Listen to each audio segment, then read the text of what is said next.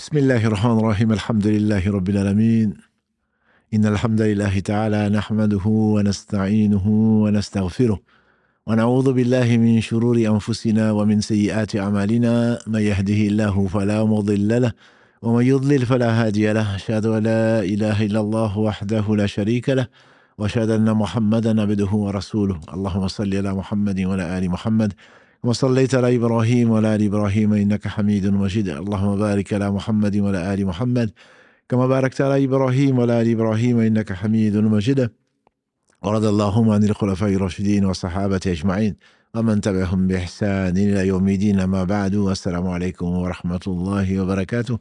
Mes sœurs, mes frères, les louanges, les remerciements, les éloges ne sièrent qu'au vivant qui ne meurt pas. Je nomme Allah, le premier qui n'a pas de début, le dernier qui n'a pas de fin.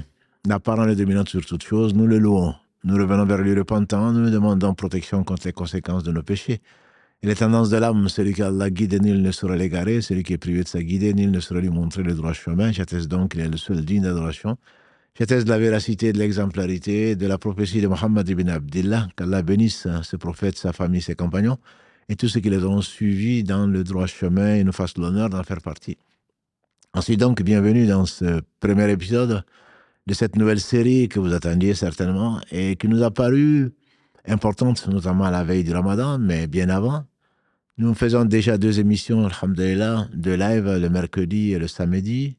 Le mercredi étant consacré plutôt à la médecine des cœurs, qu'Allah nous purifie le cœur, ce morceau de chair qui, quand il est sain, tout le corps est sain, et quand il est corrompu, tout le corps est corrompu. Et donc, il est vraiment déterminant. C'est le roi de tous les membres. Et donc, cette émission du mercredi n'a pas besoin de commentaires, entre guillemets, même si vous êtes très nombreux et très nombreuses donc à demander à des invocations, à vous remettre en cause, à nous remettre en cause, tant mieux. C'est destiné à ça, le rappel profite aux croyants. Donc, pour cela, on ne prend pas de questions. On répond mercredi, après l'émission, on regarde tous les commentaires, entre guillemets, et on essaie de répondre aux questions que vous avez pu poser, mais ce n'est généralement pas le lieu des questions. Vous continuez à prier pour nous, qu'Allah vous bénisse. L'émission du samedi est plutôt consacrée à une étude ou un vrai enseignement sur les sciences du Coran qu'on a vu récemment actuellement dans le fiqh, dans les sciences donc de la législation islamique. On a vu le hadith également. Donc ça, c'est vraiment pour ceux qui souhaitent apprendre sur leur religion. Pas seulement travailler le cœur, mais apprendre leur religion, les bases, donc sur lesquelles nos savants, qu'Allah les bénisse, donc ont établi des choses qui sont sûres, alhamdulillah, basées sur le Coran et la Sunna. Et donc ça, c'est plutôt pour apprendre. Et là, nous avons instauré une petite heure d'enseignement et ensuite une petite heure donc d'échange sur le sujet, bien entendu, mais également sur les questions que vous posez, questions diverses. Donc, c'est ce qui nous a amené, en fait, à choisir une troisième pour la compléter qui ne concerne que le quotidien. Et c'est si important. Le quotidien peut-être le plus important. Donc, intégrer le travail du cœur que nous devons faire à la science que nous devons apprendre, intégrer cela donc dans le quotidien. Ce qui veut dire que tout ce qu'on aura entendu, tout ce qu'on aura appris, on va essayer de le mettre au quotidien, notamment donc le bon comportement.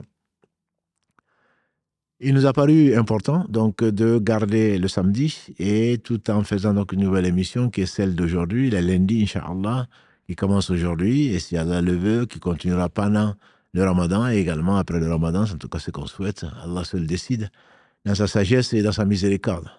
Donc, ceci étant, on va essayer donc le mercredi de ne pas poser de questions, de toute façon on ne répondra pas en tout cas aux questions.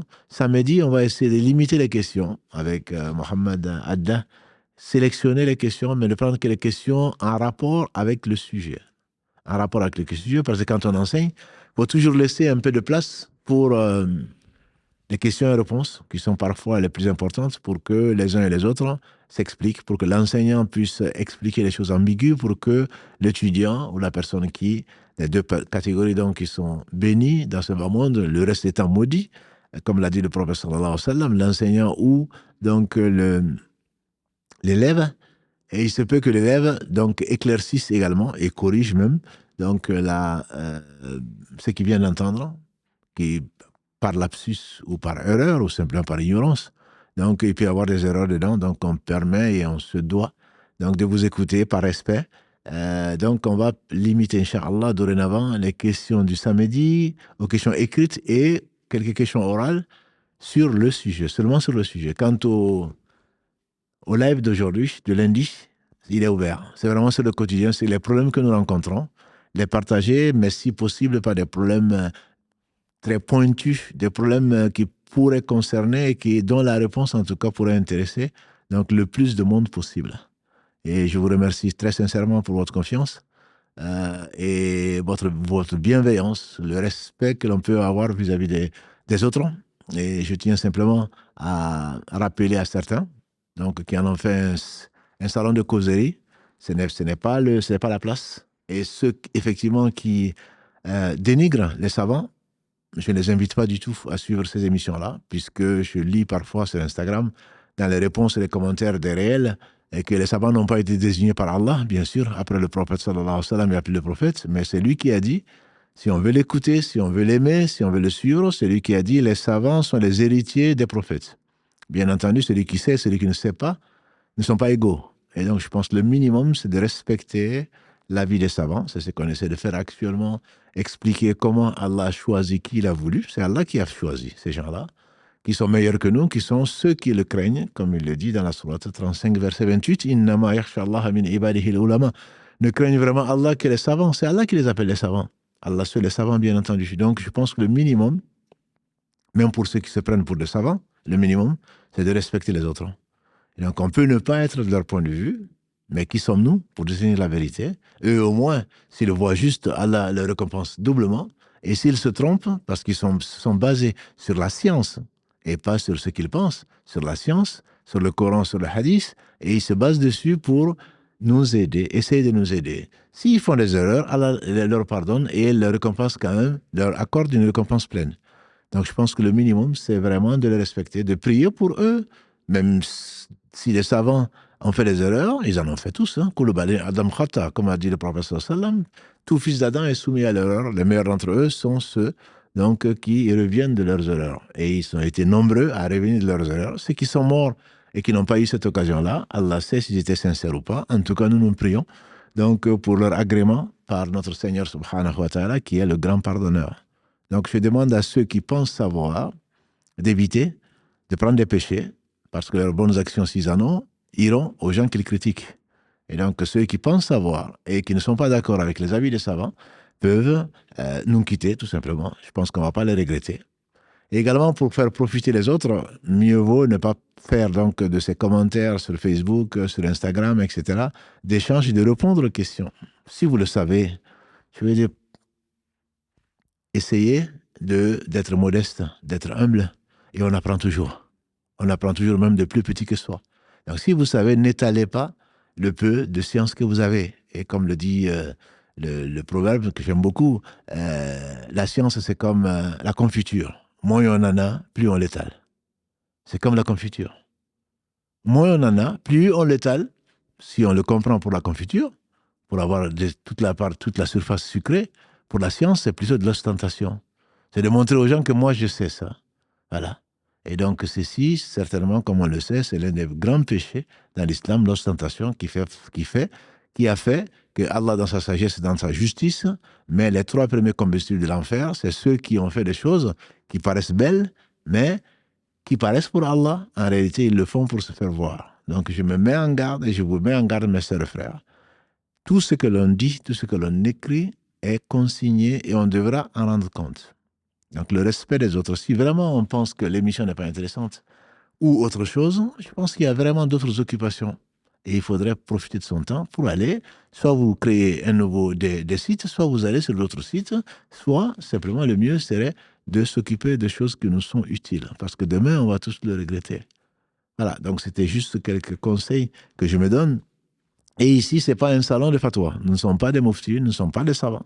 Nous ne sommes que des gens qui essayent de reproduire, autant que faire se peut, l'avis des savants. C'est pour cela d'ailleurs qu'on ne donne pas un avis particulier, on donne en général l'avis des savants sur la question, parce que Dieu seul sait quel est le meilleur avis, et on vous laisse donc cet esprit critique et le choix entre les avis des savants pas pour prendre la vie qui nous convient, un peu plutôt la vie qui nous arrange, mais pour voir quelle est la vie le plus convaincant, ou en tout cas pour ce que nous en avons appris. Donc, si nous donnons des avis, ce sont les avis de savants, ce ne sont pas les nôtres, et nous ne sommes pas au niveau de savants pour pouvoir émettre des fatwas. On ne l'a pas, alhamdoulilah. C'est ce que nous savons, nous essayons de le mettre en pratique, mais certainement dire sur Allah et sur sa religion des choses, c'est vraiment prendre une très grande responsabilité. Voilà, donc Allah bénisse nos savants et qu'Allah leur pardonne leurs erreurs. Donc pour cette émission et pour celles qui vont suivre, Inch'Allah, on vous remercie encore pour votre fidélité. C'est qu'il va y avoir aujourd'hui, donc dans cette salle, dans la mosquée du Mirail, aujourd'hui, au premier étage, une très belle salle, il y a Karim qui vous passe le salam, ainsi que moi. Donc nous sommes deux, Karim dans la régie, donc il va, Inch'Allah, prendre vos appels. Parfois c'est saturé, il faudrait patienter, ce n'est pas la peine d'écrire celui qui le lit, c'est lui qui essaie d'organiser tout ça techniquement, qu'Allah le bénisse, et vous ne le voyez pas, mais alhamdoulilah, il est là bien avant et il repart bien après. Voilà, donc il prend les appels, une fois que c'est décroché, vous n'avez pas à raccrocher parce qu'on ne vous a pas pris en ligne. On n'a pas de secrétaire pour vous mettre en attente, etc., etc. Donc, une fois que c'est décroché, ça veut dire que vous êtes en ligne et personne d'autre ne pourra être en ligne. Si vous raccrochez, vous avez perdu donc l'occasion de pouvoir parler. Vous gardez, vous patientez et Karim, quand il peut, Inch'Allah, va vous faire passer donc sur l'antenne directement. Quand vous entendez salam alaikum, ce qui veut dire que vous êtes directement en ligne. Et ce n'est pas la peine de surcharger par écrit. J'ai posé des questions, c'est très important, etc. Posez les questions qui vous paraissent les plus importantes. Et si Allah le veut, il me les transmet, Inch'Allah. Je vous dis, on n'est que deux. Allah est notre troisième. On n'est que deux, donc, pour répondre à vos questions, etc. Tant d'un point de vue technique que d'un point de vue pratique. Voilà. Donc, priez pour lui, priez pour nous. Et donc, patienter. Et si, alhamdoulilah, on patiente, je n'ai jamais vu quelqu'un regretter d'avoir patienté. Voilà, donc restons respectueux les uns des autres. Et si effectivement on diverge de point de vue, on n'a pas le temps, il suffit juste de changer, Inch'Allah, d'occupation ou de live ou de chaîne ou d'autres choses. Donc ce sont quelques conseils que je me donne et que je vous donne également. Et ce n'est pas une raison donc pour se fâcher. On est des frères, on est des gens qui, on espère en tout cas, se retrouveront au paradis, Inch'Allah, mais avant cela, Allah nous éprouve les uns par les autres et qu'Allah nous donne la force donc de traverser ce monde sans nous perdre. Donc avant de prendre les premières questions, juste rappeler, puisqu'on est quand même le 16 Sha'ban, même le 17, puisque la nuit précède le jour dans l'islam, on est donc la nuit du 17 Sha'ban, qui n'a rien de particulier, sauf que c'est Sha'ban. Et donc, il reste 12, 13 nuits peut-être avant d'arriver au maximum, avant d'arriver donc au Ramadan qui est estimé, qu'on attend, donc le 11 mars ou le 12 mars, bon, vous le saurez bien sûr, par les différentes voies. Et donc, Sha'ban, ce que l'on sait, c'est que ce n'est pas un mois particulier, sinon qu'il est caché, que beaucoup de gens sont peu soucieux de l'importance de ce mois dans la mesure où il vient avant Ramadan. Cela va de soi, c'est le 8e mois, Ramadan étant le 9e mois. Mois pendant lequel nos œuvres sont présentées à Allah subhanahu wa ta'ala qui a tout créé et qui sait. Mais les œuvres sont présentées, donc on doit se précipiter pour augmenter nos œuvres. Le 15 Sha'ban arrivé, c'est-à-dire depuis hier, depuis dimanche, donc, le prophète sallam a dit qu'après la mi-Sha'ban, donc depuis le 15, on se doit d'arrêter de jeûner. Samedi dernier, on en a un peu parlé, soit de se reposer pour reprendre des forces, soit alors de ne pas le confondre, de pousser le bouchon au point de confondre Sha'ban et Ramadan. Comme le dit le proverbe arabe d'ailleurs, il ne faut pas confondre Sha'ban et Ramadan.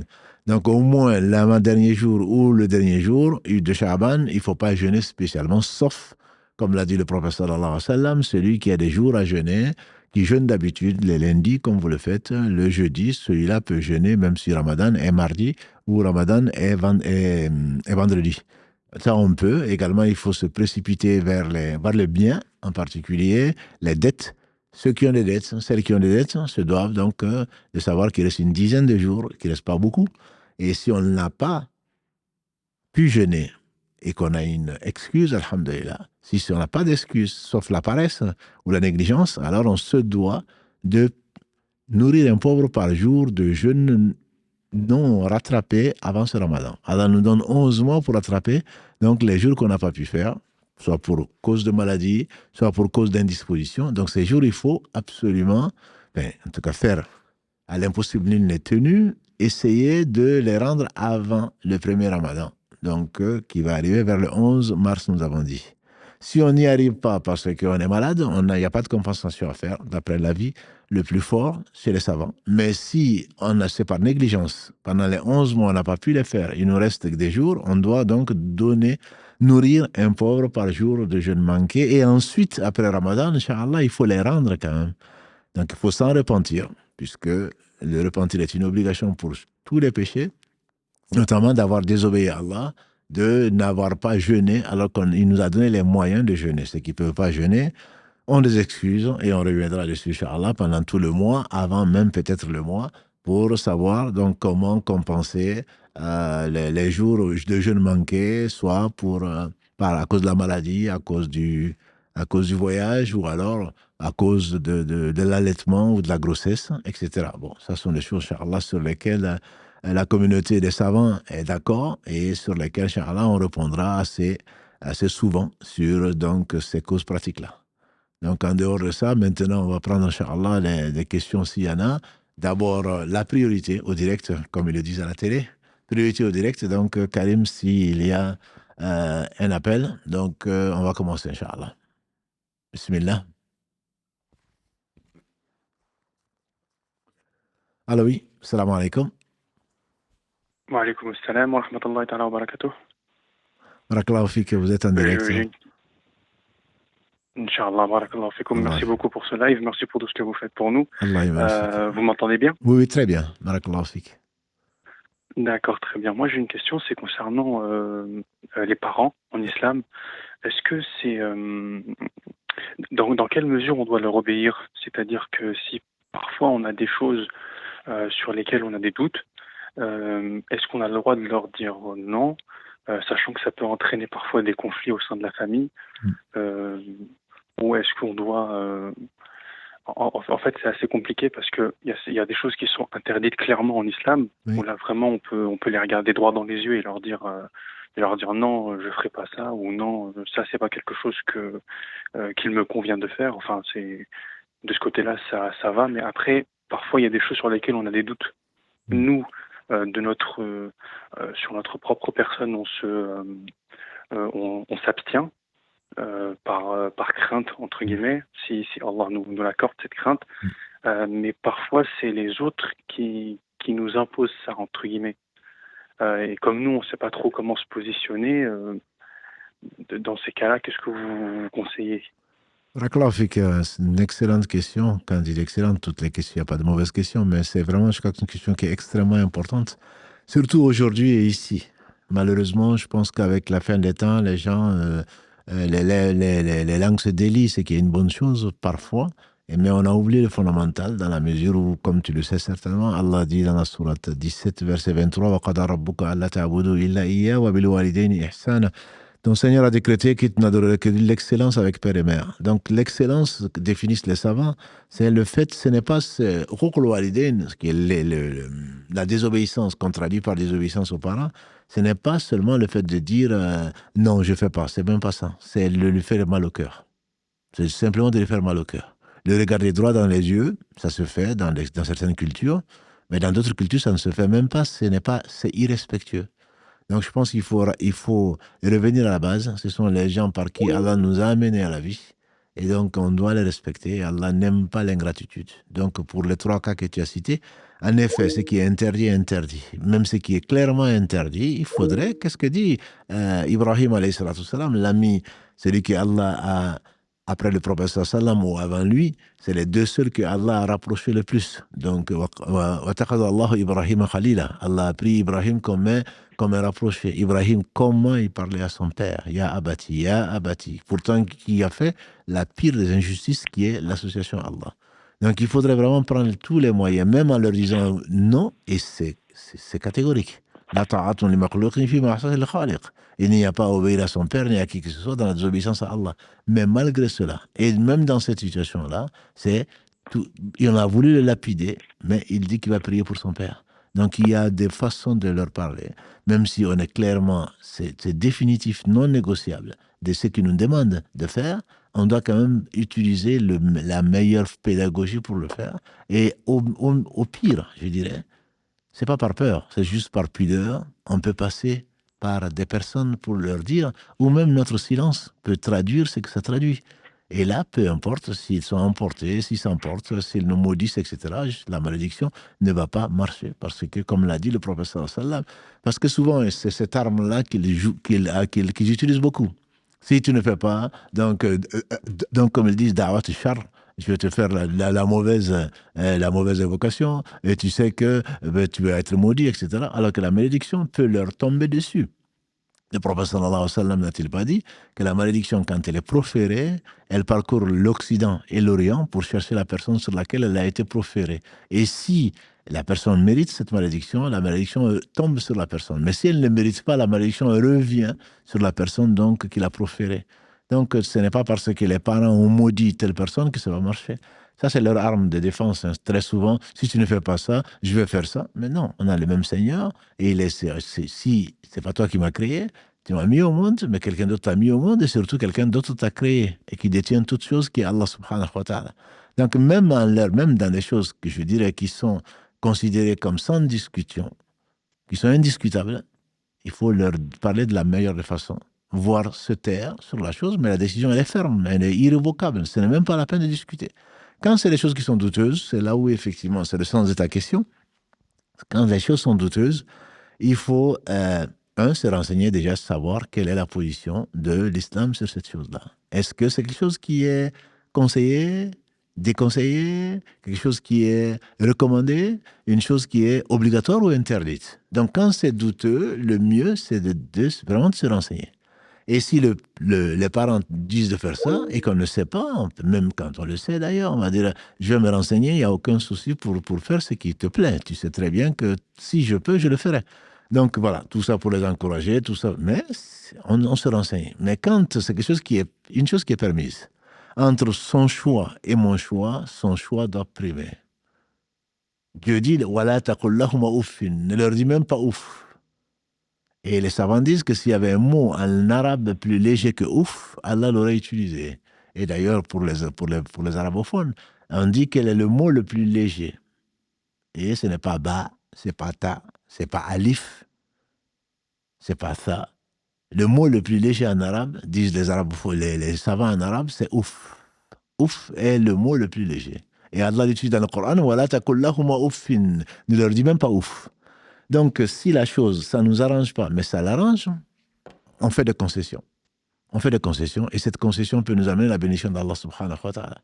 Entre ce que le parent aime et ce que nous, on ne déteste pas, parce qu'Allah ne déteste pas, mieux vaut faire des concessions, et la vie est une somme de concessions. Concession, ça veut dire que c'est permis, mais je n'aime pas. Donc, je préfère quand même céder sur la chose. Et personne ne s'est rabaissé pour Allah sans que Allah ne l'élève, comme l'a dit le prophète sallallahu alayhi wa sallam. Celui qui se rabaisse pour Allah, Allah l'élève. Et donc Allah n'aime pas l'orgueil, et encore moins vis-à-vis donc de gens comme les parents, etc. Mon conseil, mais ce n'est qu'un conseil, c'est que tant qu'on peut faire des concessions, il faut le faire. Quand ça ne nuit qu'à nous-mêmes et qu'il n'y a pas d'injustice, encore une fois, ça c'est très très important, il n'y a pas d'injustice, alors mieux vaut céder son droit et pour le bien qui est bien plus important, donc celui de l'au-delà, vis-à-vis de ses parents, vis-à-vis de son épouse, vis-à-vis de n'importe qui, la concession, c'est une force. Ce n'est pas, certains vont l'interpréter certainement comme une faiblesse, c'est le contraire. C'est le contraire, c'est céder son droit vis-à-vis de ses parents, moi je le conseille très fortement. Maintenant, si en se renseignant, on sait que la chose est détestée, à ce moment-là, on doit trouver la meilleure des façons pour ne pas arriver à un conflit, mais tout en ne faisant pas une chose qui est détestée, parce qu'elle est détestée. Beaucoup, malheureusement, de nos parents vivent pour les autres. Et ils ne sont pas les seuls. On nous l'a transmis facilement, et beaucoup de gens dans la société, où qu'elle soit, vivent pour les gens. Et le candidaton. Le candidaton est cette chose qui nous empoisonne la vie. Je dirais presque, on vit pour ça. Qu'est-ce qu'ils vont dire? Et si je fais ça? Et qu'est-ce qu'ils vont dire? Qu'est-ce que Allah va dire? Non. Qu'est-ce que Allah a ordonné dans la chose? Non, on ne se pose pas cette question. Donc on vit pour les autres. Ce qui fait que parfois les parents peuvent exiger pour un mariage, pour autre chose, ce que les gens veulent. Si cela est admissible et possible, on le fait pour Allah. Moi, je ne suis pas de l'école de dire je fais ce que je veux. Non. Je n'ai pas demandé à venir, j'ai des parents. Allah m'éprouve par les parents. On ne choisit pas ses parents, mais les parents diront également on ne choisit pas ses enfants. Donc moi, ce respect des parents me tient beaucoup à cœur et je crois que c'est l'une des valeurs les plus importantes sur laquelle insiste l'islam. Et on fait dire à Ibn Abbas qu'Allah a ainsi que son père, il y a 3 couples qu'Allah a rendus inséparables. Le premier couple, c'est « Wa qada rabbuka alla ta'budu illa iyyahu wa bil walidayni ihsana ». Ton Seigneur a décrété que tu n'adorerais que lui et l'excellence avec père et mère. C'est-à-dire que si tu adores Allah comme tu penses de façon correcte, et que tu ne manifestes pas de l'excellence de comportement vis-à-vis de tes pères et mères, il se peut qu'Allah n'accepte pas ton adoration. Qu'Allah n'accepte pas son adoration. Donc ça, ce sont les choses qui sont vraiment très importantes et qu'Allah te bénisse de nous rappeler ceci. Et je pense malheureusement que ce sont des valeurs qui sont sûres, mais qui se perdent au fur et à mesure, au fil du temps. Et on respecte malheureusement surtout les intellectuels parmi nous, parce que ma mère ne sait pas lire, parce que mon père travaille au champ, ou je ne sais quoi d'autre, on se permet parce qu'on a le bac, ou parce qu'on a un master, ou parce que je ne sais quoi d'autre, ça devient de l'orgueil, et surtout, l'orgueil est toujours mal placé. Wallahu a'lam wa a'lam. Barakallahu fikum. Allah yabarfik. Jazakallah khairan vraiment pour la question, et à bientôt, Inch'Allah. Jazakallah khairan. Donc, on va, Inch'Allah, varier, parce qu'il y a d'autres, des frères et des sœurs qui ont posé des questions, notamment une question donc d'une sœur ici. Salam alaikum, wa alaykum salam. J'aime Allah et j'adore Allah, mais je ne fais pas suffisamment pour lui. Je me culpabilise. Je dirais, c'est extraordinaire. Que tu ne fais pas pour Allah, que tu te culpabilises pour Allah, c'est ce qu'il faut. Meilleur que toi, meilleur que moi. Le prophète sallam disait dans une de ses invocations, voilà, je ne saurais te louer comme tu t'es loué toi-même. Donc effectivement, c'est ça la foi. C'est ça la foi. Est-ce qu'on est satisfait d'Allah? Mais si c'est le cas, en réalité, ce qu'on cherche, c'est la satisfaction d'Allah.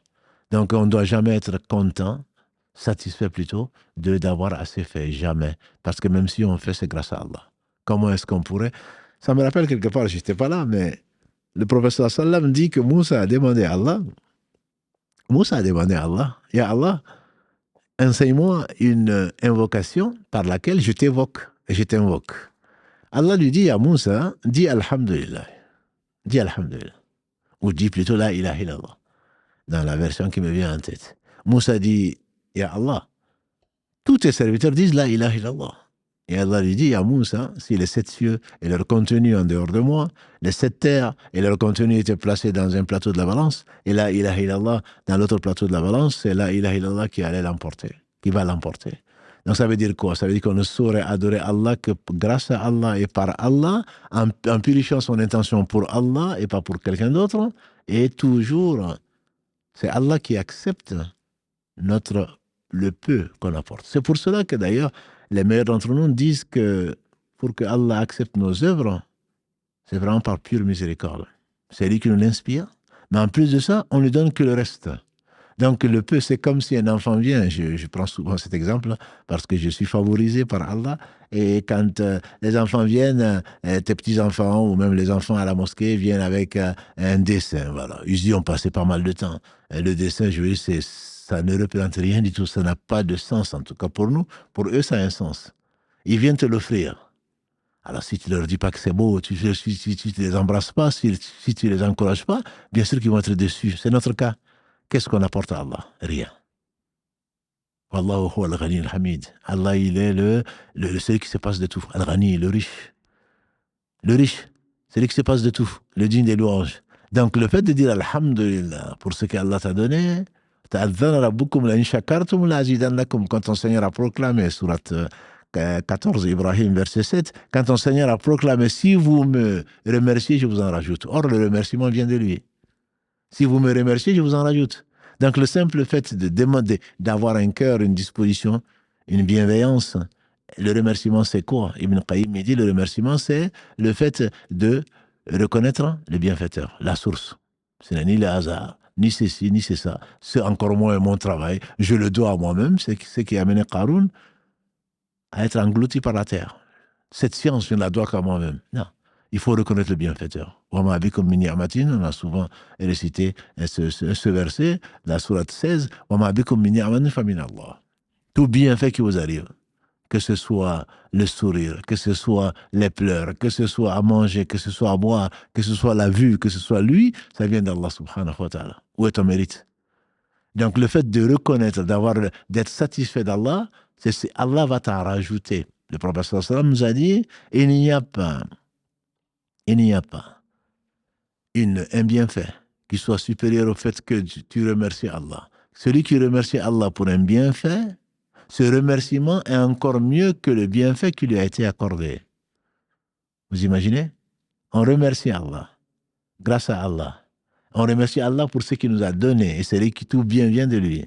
Mais le fait de le remercier est encore mieux que le bien dont on jouit. Ça, c'est notre Seigneur, subhanahu wa ta'ala. Deuxièmement, c'est de savoir qu'on est pauvre. En effet, on ne peut rien enlever comme malheur, ni s'apporter du bien quelconque. Donc, on est vraiment pauvre. Ya ayyuhan nasu, verset 15 de la sourate 35, Ya ayyuhan nasu antum al-fuqara ila Allah. Oh, vous, les gens, humains, vous êtes tous des démunis, vous êtes tous des indigents vis-à-vis d'Allah.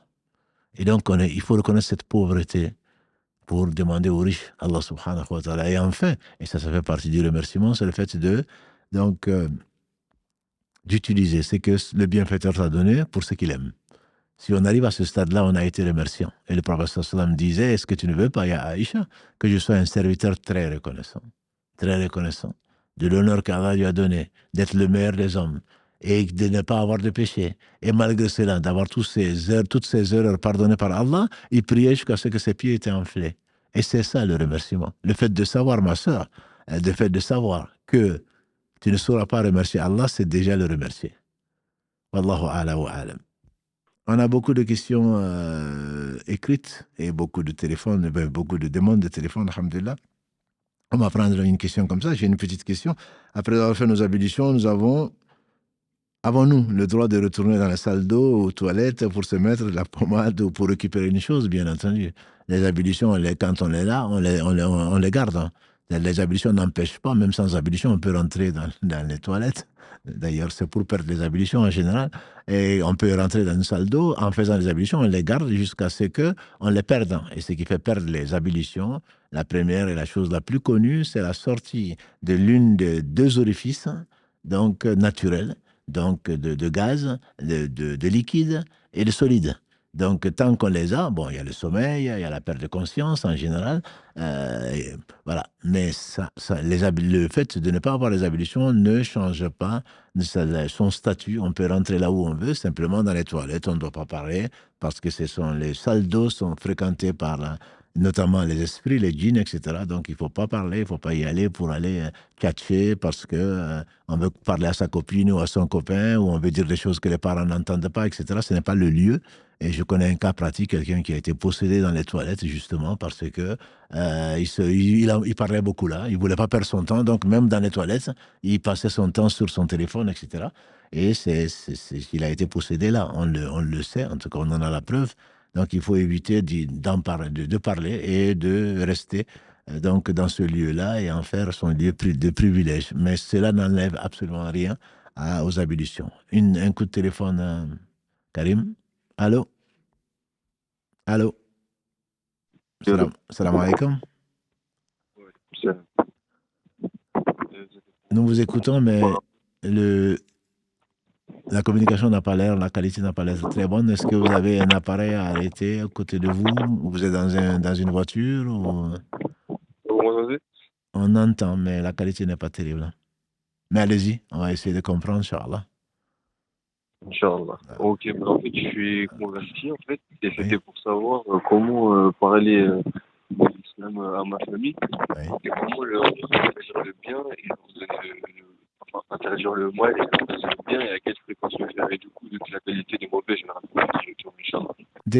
Désolé, est-ce que vous pouvez peut-être couper et essayer à nouveau parce qu'on entend vraiment très mal. On ne comprend pas ce que vous dites, enfin, ce que le téléphone transmet.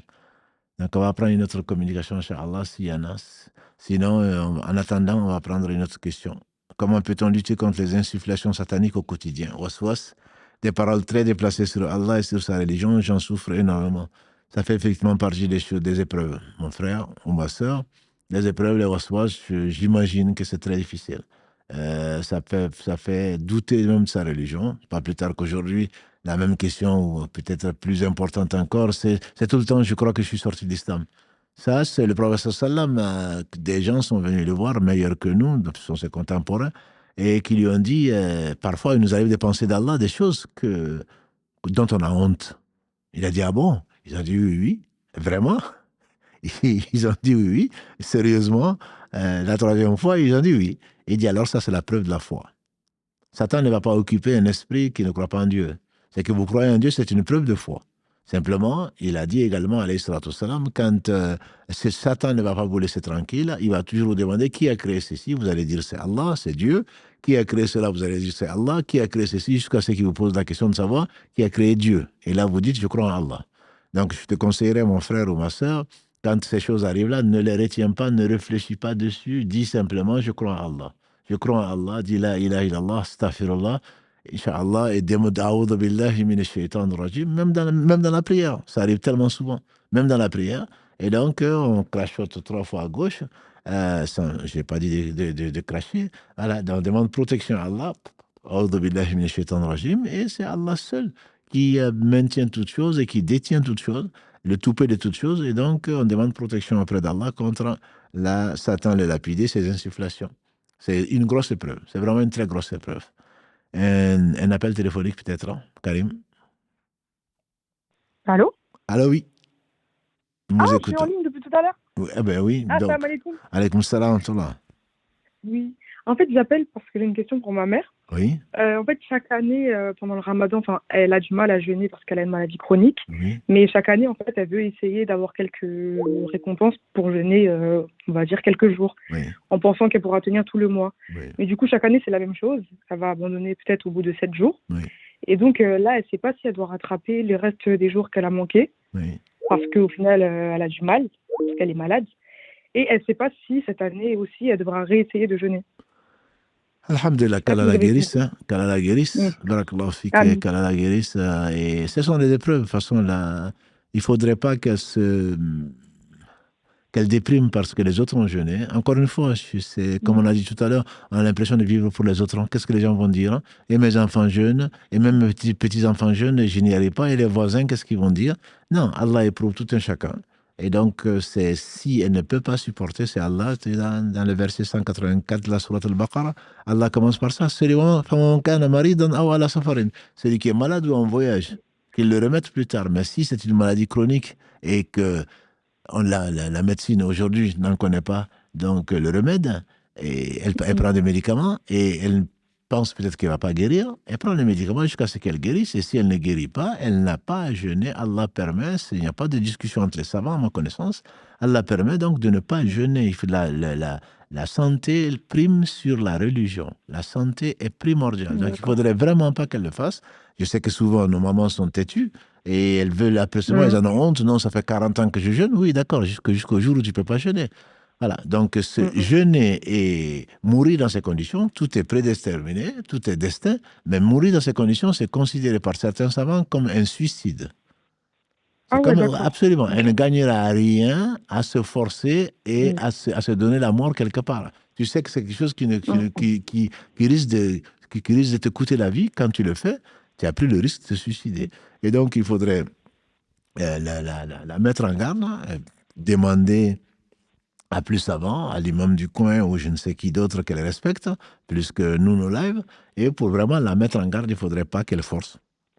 Si en tout cas, elle m'a dit de... Voilà, donc si elle demande de demander, on espère, Inch'Allah, qu'Allah l'orientera vers le bien au travers donc de cette émission ou d'autres choses. Qu'Allah la guérisse en tout cas. Barakallahu fik.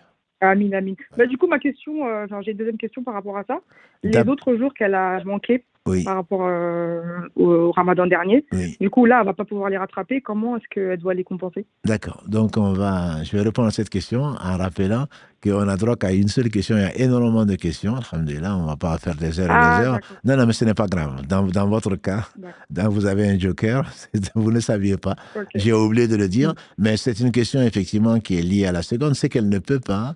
C'est connu. C'est soit pour la maladie, soit pour la vieillesse. Elle nourrit un pauvre par jour. Elle nourrit un pauvre par jour. D'accord. Et soit elle en connaît, donc elle invite un pauvre par jour, ou elle donne des denrées alimentaires, ça c'est l'avis majoritaire.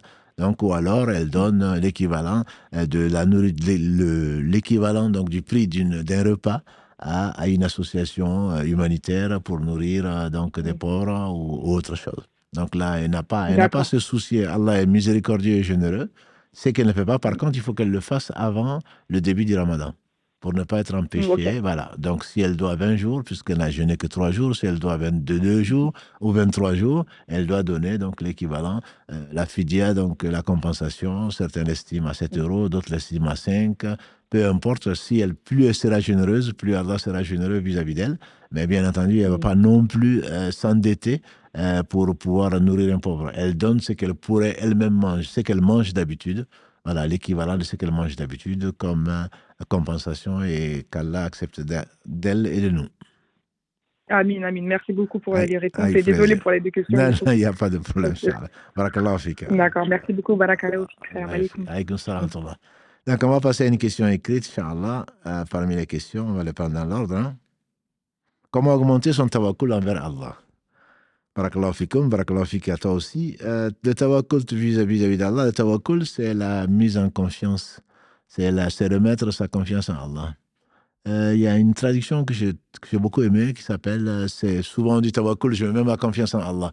Mais il y a une traduction qui dit que c'est mettre compter sur Allah subhanahu wa ta'ala tout en mettant sa confiance en soi-même. Quand on dit confiance en soi-même, bien sûr, c'est compter sur Allah. C'est-à-dire que là, au moins, il y a 9 niveaux, mais on va prendre que 2. C'est le fait de prendre les précautions, tout en ne comptant pas sur les moyens. La cause première de tout bien, c'est Allah subhanahu wa ta'ala. Mais Allah a créé les causes, et donc il faut s'évertuer. Ce qu'on prend souvent comme exemple, c'est le prophète sallallahu alayhi wa sallam. Quand ils ont voulu l'assassiner, il a été se blottir dans un nid de vipères. Et pendant 3 jours, il est resté là en se contentant et en se cachant de tout le monde. Et pourtant, c'est le prophète d'Allah. Et il sait qu'Allah est avec lui et Allah va le protéger. Néanmoins, il a pris des précautions. Donc, la confiance en Allah, c'est le fait vraiment de le connaître, de savoir également que celui qui il n'y a pas de problème sans solution.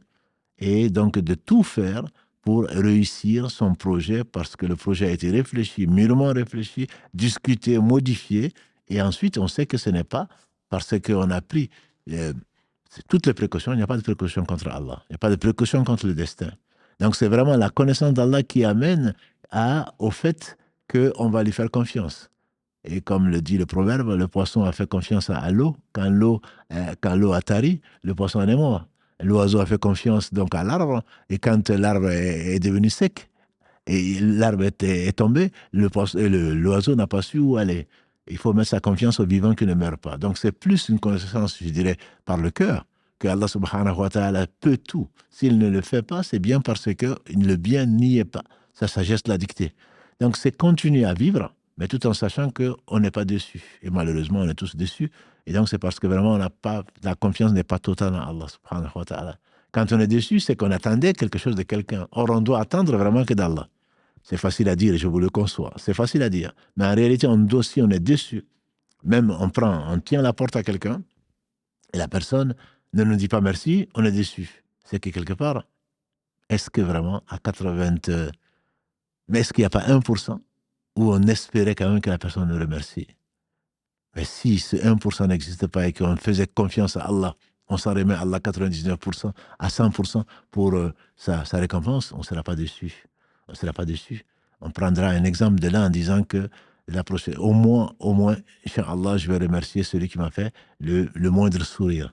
Voilà, donc la confiance, elle se cultive au travers de la connaissance d'Allah. C'est celui qui a connaissance d'Allah, celui qui a une connaissance profonde de son Seigneur, certainement sa confiance en Allah ne peut être que supérieur à la connaissance qu'il avait avant ou avant qu'il ne connaisse son Seigneur subhanahu wa ta'ala. On la cultive donc au travers de ce que Allah subhanahu wa ta'ala a révélé de lui-même et au travers donc de ce qu'Allah subhanahu wa ta'ala a facilité aux uns aux autres, mais surtout en prenant donc les causes, mais sans jamais se confier aux causes, comme le disent les gens de science.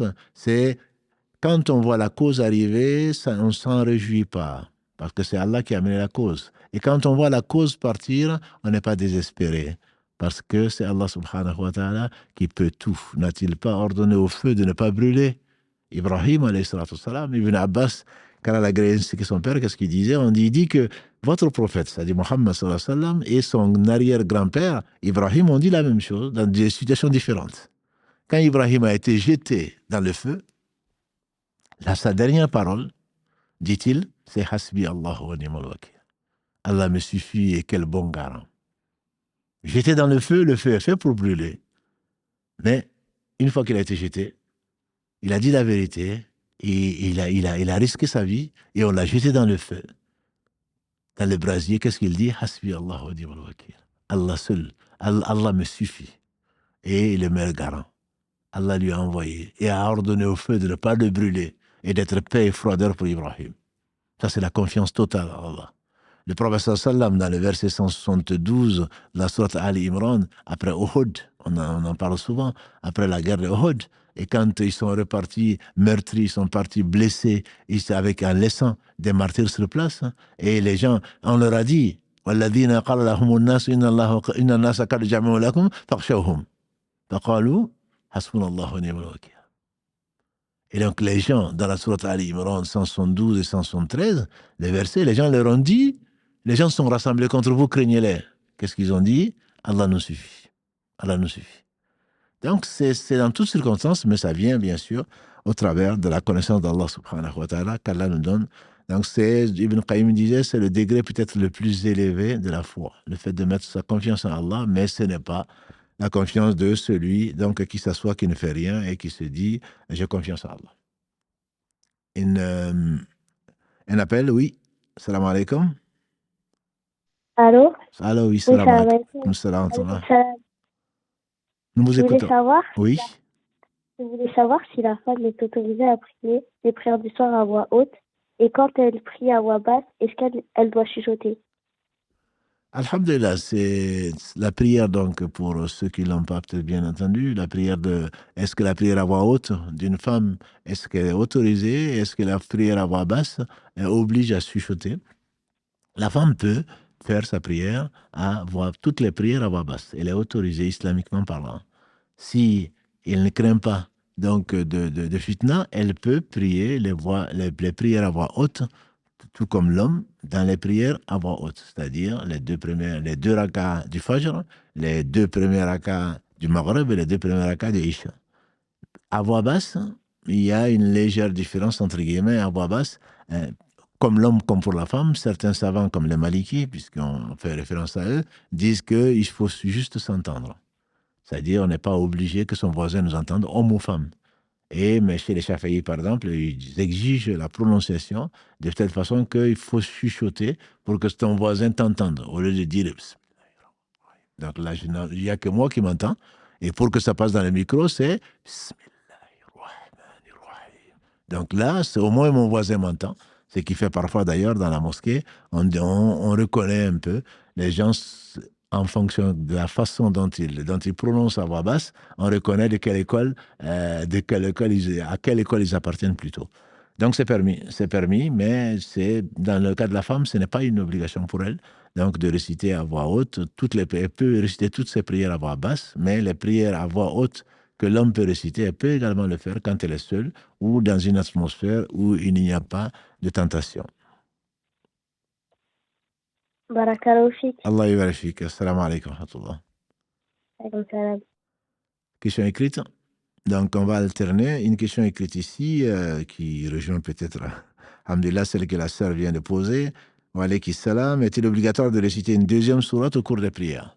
Une deuxième sourate au cours des prières, la sunna du prophète sallallahu alayhi wa sallam, c'est que c'est sa pratique, est de réciter une sourate après la Fatiha dans les 2 premiers rakas des 5 prières. C'est-à-dire à voix haute ou à voix basse. Après la récitation de la Fatiha, on récite, là, pour celui en tout cas qui connaît, on récite donc la Fatiha qui est une obligation dans toutes les prières, à voix haute comme à voix basse. Dans les 2 premiers rakas, il n'y en a que 2 dans le Fajr, les 2 premiers rakas du Dohr, les 2 premiers rakas du Asr sur 4, les 2 premiers rakas sur 3 du Maghrib et les 2 premiers rakas du Isha sur les 4, on rajoute une sourate. La preuve en est que celui qui oublie la sourate, il lui est, dans la majorité des écoles, il lui est demandé de faire 2 prosternations, donc avant de faire le salut et après le tashahhud. Parce que c'est ce qu'on appelle donc les prosternations d'oubli, parce qu'il a oublié. S'il a fait exprès, bien entendu, c'est autre chose. S'il a fait exprès, sa prière peut être viciée. Mais s'il n'a pas fait exprès, il a oublié, donc il compense cet oubli plutôt par 2 prosternations avant de faire le salut. C'est en tout cas dans le cas de l'école Maliki. Y a-t-il un appel, Karim? Oui, allô? Allô, salam alaikum. Salam alaikum. Déjà, premièrement, Cheikh, merci pour le temps que vous m'accordez actuellement. Barakallahu fik à vous. Je vous pose cette question, s'il vous plaît, Cheikh, non pas pour moi, mais pour mon ami. C'est que mon ami est converti à l'islam récemment. Oui. Et on a 18 ans. Sauf qu'il vit dans une famille avec une énorme animosité envers l'islam. C'est-à-dire que c'est un sujet clairement extrêmement sensible chez lui. Et donc il n'a pas pu encore annoncer sa conversion à ses parents, car pour lui c'est quasiment certain qu'il sera probablement renié, voire pire si ça arrive. Sauf qu'il vit actuellement chez ses parents, donc parce qu'on a que 18 ans, et le Ramadan arrive à grands pas, donc on a une grosse question qui se pose en ce moment, c'est que est-ce qu'il est obligatoire pour lui de faire le Ramadan dans ces conditions, étant donné que ça pourrait lui apporter de gros soucis et dangers dans la vie actuelle, qu'il pourrait se faire mettre à la porte, etc. Et voilà, je voulais savoir ce que vous en pensiez, s'il vous plaît, Cheikh, par rapport à tout ça. Alhamdulillah, si Allah l'a guidé vers l'islam, c'est Allah l'a guidé vers ce qu'il aime. Donc, on le remercie. Et c'est à Allah qu'il faut demander l'aide. Parce que même si on ne choisit pas ses parents, on ne choisit pas non plus donc, les épreuves qu'il a. Il a une épreuve qui est grosse, que beaucoup de musulmans ont eu. Et je comprends. C'est quand même, comment dirais-je, pas étonnant, mais en tout cas anachronique de parler de cela dans un pays de liberté, dans un moment où on parle de liberté de conscience, etc. On ne devrait pas l'empêcher de pratiquer sa religion. Il n'a tué personne, il n'a insulté personne, sauf vouloir vivre sa religion, effectivement. Donc il doit au moins tenter de jeûner. Il doit le faire. Et il doit le faire. Quand je dis il doit le faire, il ne doit l'imposer à personne, il doit le faire. S'il est contraint de couper son jeûne, il coupera son jeûne. Mais il ne part pas de l'idée que mais moi, ils ne vont pas accepter, donc je ne vais pas jeûner. Alors c'est ça, le principe, il est là. C'est comme celui qui, on dit oui, mais les travaux sont difficiles, c'est sûr que dans la matinée, il ne pourra pas supporter. Mais il jeûne, disent les savants, il jeûne, il sort de chez lui en état de jeûne, et s'il est contraint de jeûner pour des raisons, donc, comme on a dit tout à l'heure, la santé l'emporte donc sur la religion, et là, la contrainte, Allah ne nous en veut pas, mais Allah sait qui est contraint et qui ne l'est pas. Voilà, donc moi, ce que je lui conseille, c'est beaucoup prier, mettre sa confiance à Allah subhanahu wa ta'ala et commencer son jeûne en demandant à Allah subhanahu wa ta'ala de l'assister. Et si Allah veut l'éprouver et qu'on le contraint à manger autre chose, ben Allah sait qu'il a été contraint et il n'aura pas de péché donc sur d'avoir été contraint puisqu'il n'a pas choisi, et il n'aura pas de péché, Inch'Allah, d'avoir arrêté son jeûne, et qu'Allah l'assiste ainsi que toutes les personnes donc, qui sont éprouvées. Donc on va, Inch'Allah, prendre peut-être aussi une question en même temps. Quand on prie et que l'esprit pense à autre chose, on doit continuer la prière ou bien arrêter et reprendre? Non, il ne faut surtout pas arrêter, il faut continuer. Le prophète sallam nous a dit que de la prière, on ne gagne que la moitié, le tiers, le quart, jusqu'au 10e. Donc si on arrête, on aura la prière reparée, dit le prophète, enfin disent les savants plutôt, est mieux que la prière que l'on recommence. C'est pour cela qu'il n'y a pas de prière, à ma connaissance, il n'y a pas de hadith où le prophète sallallahu alayhi wa sallam a arrêté la prière pour la recommencer.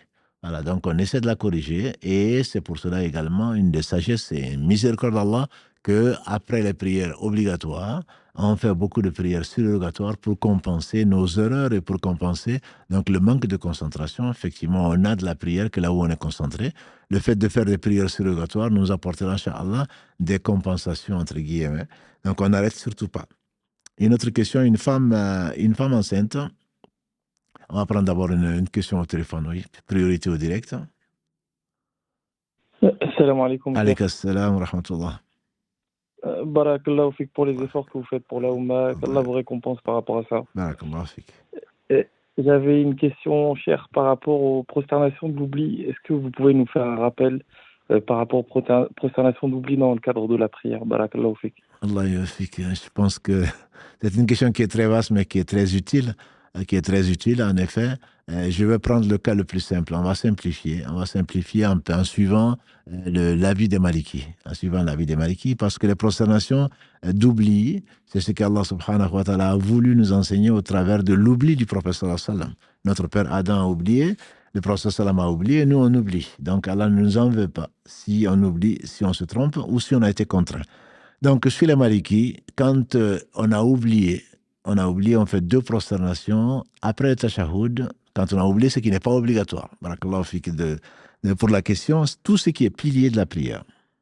17 piliers chez certains, 13 chez d'autres, peu importe, tout ce qui est pilier, l'intention bien entendu, pour autres que les Malikis disent, mettre l'intention dedans. L'intention, on dit an-niyya, takbirat al-ihram, wa qiyamu laha. Donc le fait de dire Allahu Akbar, le premier, le fait de le dire debout pour celui qui peut, la récitation de la Fatiha, le roko, etc. On va pas faire un cours dessus. Mais tout ce qui est pilier, c'est-à-dire une chose sans laquelle la raka'a ou l'unité de prière n'est pas valable, on ne peut pas la compenser, on ne peut pas la corriger que par le fait de refaire la raka'a si le mouvement est déjà, si déjà l'unité est passée. C'est compliqué comme ça à dire, mais tout ce qui est pilier n'est réparable qu'en refaisant le pilier.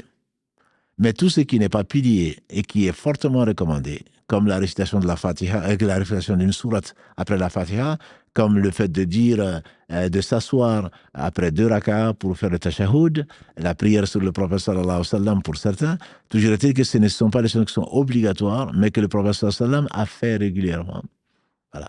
Tout ceci, on peut le compenser si on a oublié par donc 2 prosternations avant de faire le salam. Le principe est simple, c'est que ma prière n'est pas complète. J'ai oublié quelque chose, donc je ne peux pas dire assalamu alaikum, qui me fait sortir de la prière avant d'avoir réparé.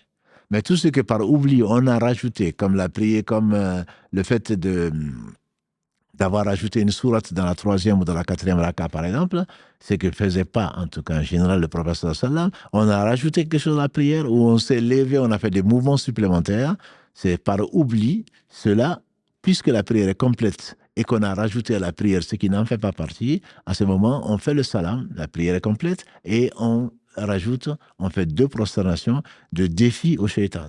Ça, c'est chez les Malikis, 2 prosternations avant le salam, quand 2 prosternations en plus, bien sûr, des prosternations normales, 2 prosternations après le tashahhud, avant de faire le salam, puisque la prière n'a pas été complète, on a oublié des choses. Par contre, par oubli, on a rajouté des choses, c'est que la prière est complète, donc on peut dire salam alaikum, et à ce moment-là, on fait 2 prosternations de défi à shaitan, et alhamdulillah, la prière est valable, et qu'Allah subhanahu wa ta'ala l'accepte. D'ailleurs, on a préparé, on a prévu avec les frères Don Karim, barakallahu fi, de rediffuser donc certaines choses fondamentales dans la prière. Inch'Allah, on le fera tout au long du mois de Ramadan, Inch'Allah. Barakallahu fik pour la question. Donc, une question encore par téléphone, hein? Karim, allô? Allô? Allô, oui. Allô, salam alaikum. Salam alaikum. Merci déjà pour tout ce que vous faites pour la Oumma, vous, votre équipe. Merci vraiment. J'ai une question, du coup. Est-ce qu'il faut accorder de l'importance à nos rêves, qu'ils soient bons ou mauvais, sachant que je suis une personne qui rêve beaucoup, et dans mon entourage, quand je pose la question, on me dit que non, eux ne rêvent pas.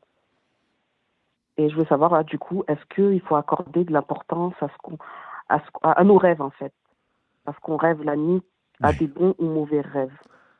Alhamdulillah, le rêve, bon, de toute façon, ce sont des choses que l'on vit. Vous en avez beaucoup, d'autres n'en ont pas, mais ce n'est pas une raison pour qu'ils en fassent un principe. Le professeur Salam a dit qu'il y a 3 types de rêves. C'est un hadith qui est authentique. Un rêve qui vient d'Allah, et c'est le 46e de la prophétie. Un rêve qui vient d'Allah, et la poitrine est dilatée. On est content de ce qu'on a rêvé. On a vu un très beau paysage, on a vu un coucher du soleil, on a vu une mer bleue, et on nous a appelés en disant « rentre au paradis ». Et voilà. Donc, quand on se réveille, on regrette presque de s'être réveillé. Voilà.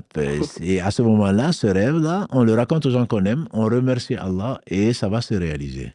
Voilà. Donc, ça, ce sont des choses agréables, alhamdulillah, que ça, on peut accorder l'importance. Souvent, et Allah est parfait, quand on a ces rêves-là, c'est parce qu'on a besoin d'aide, soit pour une chose, parce qu'on est triste, parce qu'une chose, peut-être une épreuve qui va peut-être arriver, dont on a besoin d'être vraiment plus fort.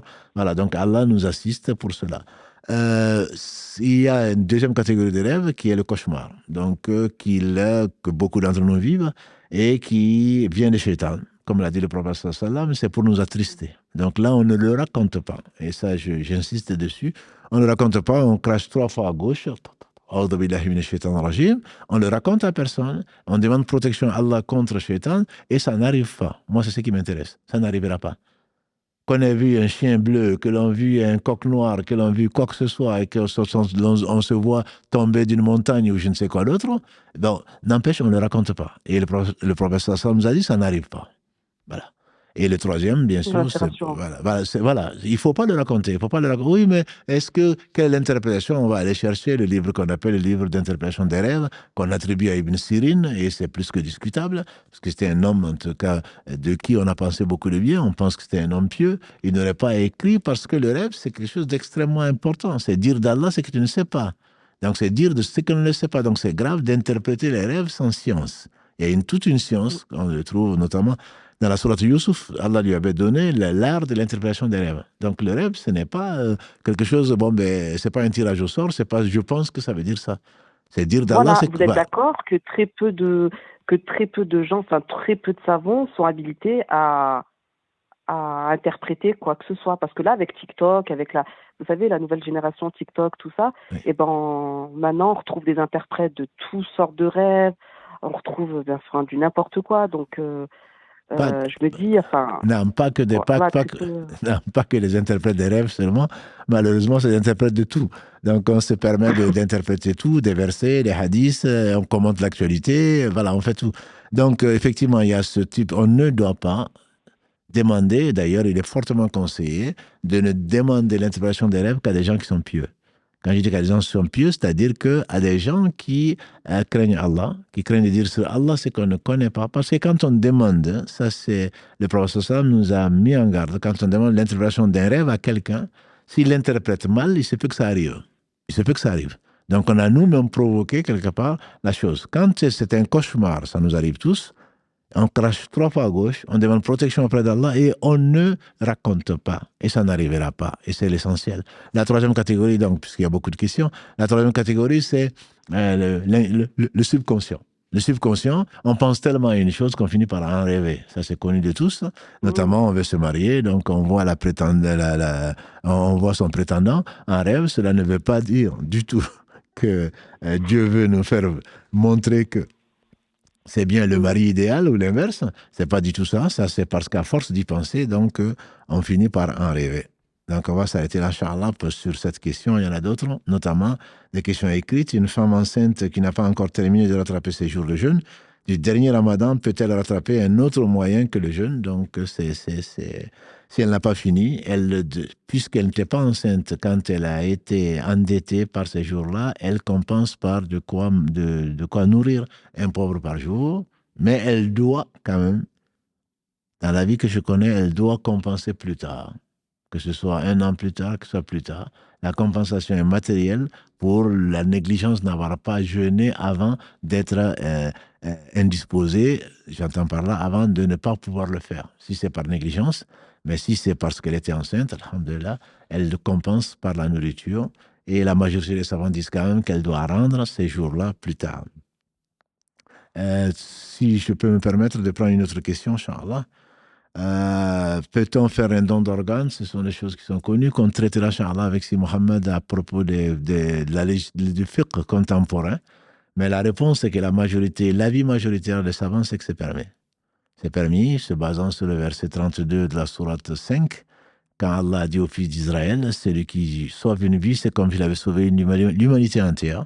Et celui qui attente à une vie, sans raison, c'est comme s'il avait tué l'humanité entière. Donc, on peut même espérer, Inch'Allah, une récompense, comme le don de sang, comme le don d'autres organes, à trois conditions. La première condition, c'est que le don ne provoque pas la mort.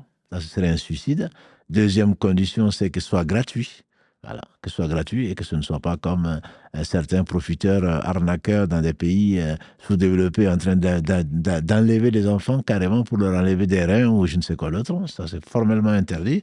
Et troisièmement, que le don soit utile. Que le don soit utile.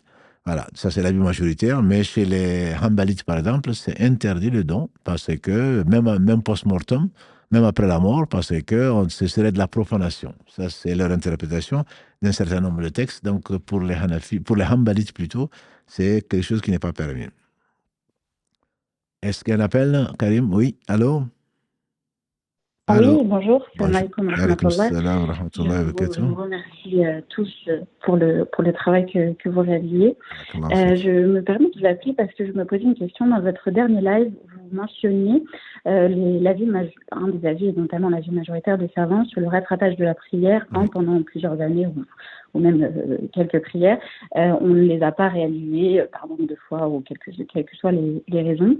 Dans mon cas, je me demandais en fait à partir de quand j'estime que je dois calculer ce rattrapage de prière. Je m'explique. Je suis née d'un parent, de mon père qui est donc maghrébin et musulman, et de ma mère qui est française et qui n'est pas musulmane. Alors la facilite et la guidère des femmes. Et j'ai grandi avec ma mère. Je n'ai pas du tout grandi avec mon père, qui est musulman et que j'ai retrouvé plus tard quand moi-même, en grandissant, j'ai trouvé l'islam, mais assez tard, je dirais plutôt vers 20 ans. Donc j'ai grandi 4 ans de ma vie avec mon père, donc je ne me rappelle quasiment pas, c'était les premières années de ma vie. Et plus tard, bien plus tard, je me suis intéressée à l'islam. Et dans toute cette phase de puberté, donc entre la période où j'ai acquis la puberté et cette période où j'ai découvert l'islam et où j'ai réalisé mon premier ramadan, et en fait, très honnêtement, j'ai toujours cru en Dieu, mais je connaissais ni l'attestation de foi, ni ce que englobait l'islam, ni les piliers de l'islam, ni la prière, ni tout ce qui fait partie de ma vie au quotidien aujourd'hui. Et je me demande, est-ce que du fait que mon père est musulman, d'une certaine manière, je dois calculer le rattrapage de prière depuis ma puberté, ou est-ce que j'estime que je dois le calculer à partir du moment où j'ai eu connaissance de ce que c'était que l'attestation de foi, de la prophétie de Mohammed ibn Abdullah, qu'Allah sallallahu alayhi wa sallam. Voilà, c'était ma question. Alhamdulillah, barakallahu fik. Je vais vous donner une question, je vais donner une réponse, pas normande, mais je vais vous donner une réponse probablement qui va vous satisfaire. J'espère qu'elle va satisfaire Allah. C'est que le fait de croire en Allah ne suffit pas. L'islam n'est pas non plus héréditaire. C'est pas parce que mon père est musulman que je suis musulman et que donc je dois croire en Allah, etc. Donc c'est pas héréditaire. Donc un des fils de Noé, comme on le sait, est en enfer. Le père d'Abraham est en enfer. Donc c'est vraiment une question de conviction. Croire en Allah ne suffit pas. Il faut croire en la prophétie de Mohammed sallallahu alayhi wa sallam une fois qu'on l'a entendue. Pour moi, c'est à partir de ce moment-là qu'on devient musulman. Voilà, donc à partir de ce moment, vous pouvez effectivement, vous êtes fait partie de la communauté, pas par héritage, et vous découvrez ou pas que votre père était musulman. Dans tous les cas, vous ne saviez pas ce que c'était l'islam. À partir de ce moment-là, au moment où vous savez que Mohammed est son messager, vous y croyez, que l'islam est basé, entre autres, sur un pilier important qui est la prière, vous devez à ce moment-là vous acquitter de la prière. Tout ce qui est avant, à ma connaissance, n'est pas une obligation pour vous. Et qu'Allah subhanahu wa ta'ala nous pardonne, et vous pardonne également, et nous pardonne nos erreurs. Barakallahu fik. Merci beaucoup et très, très bonne soirée. Avec plaisir, barakallahu fik. Donc, on va prendre une question écrite. Comment pouvoir rattraper tous les mois de Ramadan qu'on n'a pas pratiqué, qu'Allah nous agrée et nous fasse demeurer dans son vaste paradis. Amen. Le paradis est très vaste et Allah nous éprouve donc au travers de ce qu'il veut pour notre bien. Comment rattraper son Ramadan? On peut pas, je n'aime pas tellement le mot rattraper, c'est qu'on a des dettes vis-à-vis d'Allah et on en aura toujours. Tant que c'est vis-à-vis d'Allah, on ne peut être que optimiste parce qu'Allah est miséricordieux, comme l'a dit le prophète sallallahu. Il a divisé sa miséricorde en 100 parties, il a fait descendre une seule partie dans ce bas monde depuis qu'il a créé, c'est lui qui a tout créé. Et de cette miséricorde, de ce 1/100e, procède le fait qu'une jument lève le pied pour ne pas écraser son poulain. Donc on peut espérer, alhamdoulilah, au jour du jugement dernier, qu'Allah va nous pardonner. Simplement, il nous met à l'épreuve et entre ce live et d'autres choses, qu'on apprenne qu'effectivement on a été négligent et qu'on se doit d'essayer de rendre des choses qui sont dues à Allah et tout bien lui appartient. Donc on essaye et on estime combien on aurait dû jeûner et puis on jeûne sa vie durant jusqu'à ce qu'Allah nous éprouve par la maladie ou par la mort. Voilà. Et à ce moment, on ne peut pas compenser de toute façon, même si le hadith, il y a un hadith qui est faible. Il est faible, donc on ne va pas l'utiliser. Et qui dit que celui qui ne jeûne pas un seul jour du mois de Ramadan, exprès, même s'il jeûnait toute sa vie, ce jeûne de toute sa vie ne compenserait pas le fait qu'il est sciemment désobéi à Allah. Le sens reste vrai, mais le hadith, il est faible. On ne va pas l'utiliser. Simplement, c'est quand même d'extrêmement grave. Que Allah nous dise de faire quelque chose, on prétend croire en lui, et on dit, moi, je fais un autre choix. Donc, soit on est plus sage que Allah, soit on défie les lois d'Allah. Donc, il est évident qu'on doit en avoir honte. Et par pudeur, on devrait vraiment demander pardon à Allah subhanahu wa ta'ala, qui pardonne tous les péchés. Mais pour manifester la sincérité de notre repentir, à ce moment-là, on se doit au moins d'essayer de compenser. On a mangé, on a bu, on a fait autre chose. Donc là, on se prive du manger, du boire, de la relation sexuelle, du lever de l'aube au coucher du soleil, en visant la face d'Allah et en visant son agrément. Donc on doit continuer à chercher l'agrément d'Allah en rendant, je ne dis pas qu'il faut rattraper. Rattraper, c'est quand Allah permet de ne pas jeûner. Mais quand on a vraiment coupé le ramadan, qu'on n'a pas jeûné, etc., on ne doit pas être fier. On ne doit pas être fier. Quand on dit aimer quelqu'un, on ne lui désobéit pas. Quand on dit craindre quelqu'un, on lui désobéit pas. Ce n'est pas vrai. C'est que quand on aime quelqu'un, on cherche à lui plaire. Et donc, à ce moment-là, au moins par pudeur, on lui demande pardon et on décide de ne plus jamais le refaire et on commence à jeûner. Si Allah nous éprouve par la maladie ou par la mort, on peut compter sur lui, subhanahu wa ta'ala, pour nous pardonner. Donc, qu'Allah nous pardonne tous, parce que sans son pardon, on est tous perdus. Sans sa miséricorde, on est tous perdus. Y a-t-il un appel ou... Oui, nous nous écoutons. Allô? Oui, salam alaikum. Salam alaikum. J'avais une question. En fait, ces derniers temps, je suis un peu éprouvée par la maladie et je voulais savoir mes prières surérogatoires, si je pouvais les effectuer assises, s'il y avait l'obligation, quand je dis Allahu Akbar, d'être debout ou pas. Qu'Allah vous guérisse, et comme vous le savez, la maladie, je ne dis pas que c'est une chance, mais Allah éprouve tout un chacun. Le prophète sallallahu a dit qu'il n'y a pas une gêne quelconque, et il a cité entre autres la maladie, sans que Allah ne vous enlève un péché ou ne vous élève en degré. Donc, alhamdulillah, et tout ce que vous faisiez avant la maladie ou avant le voyage, Allah dit aux anges de l'inscrire comme si vous étiez en bonne santé. Voilà, donc ça c'est la bonne nouvelle. Ensuite, la prière surrogatoire, je ne connais pas de divergence entre les savants, vous pouvez la faire assise. Le prophète sallam a déjà prié assis et il a prié assis, ensuite il s'est levé pour terminer, comme il a prié debout et ensuite il s'est assis pour terminer. Donc les deux sont possibles, mais la prière, quand on peut prier debout qu'on prie assis dans une prière surrogatoire, elle est récompensée 2 fois moins. Voilà. Mais dans votre cas, si c'est à cause de la maladie, on peut espérer d'Allah subhanahu wa ta'ala que vous ayez la récompense totale. Par contre, ce que je vous conseillerais très fortement, c'est de vous lever au moins pour le premier takbir, qui pour notamment les malikites est une obligation, pour celui qui peut, de le faire debout. C'est pour ce qu'on a dit an-niyya takbirat al-ihram wa qiyamu laha, l'intention bien sûr, qu'on ne prononce pas, qui est dans le cœur. Le premier takbir, le premier Allahu Akbar, et le fait de le faire debout. Si vous êtes capable de le faire debout, vous dites Allahu Akbar debout, vous récitez ce que vous voulez ou ce que vous pouvez, ensuite vous vous asseyez, vous continuez la prière et vous mimez avec les gestes. Dans la prière surrogatoire, il n'y a pas de divergence à ma connaissance dessus. Barakallahu fik, qu'Allah vous guérisse et accepte de vous. Amin. Barakallahu fik. Allah alaykum salam wa rahmatullah. Je prends une question écrite. Salam alaikum. Durant le jeûne, les femmes peuvent-elles faire la rééducation du périnée durant le ramadan à raison de 2 fois par semaine? Bien sûr, le ramadan n'empêche pas de se doucher, le ramadan n'empêche pas de faire des exercices. Simplement, si on peut faire des exercices à la fin, quand on a des exercices qui peuvent nous épuiser et peuvent nous amener, nous tenter de manger ou de boire, on le mettra un peu plus tard, soit plutôt, beaucoup plus tôt le matin, soit plus tard le soir. Mais la rééducation du périnée ne pose pas, à ma connaissance, de problème. Dois-je faire le Isha et le Shafa?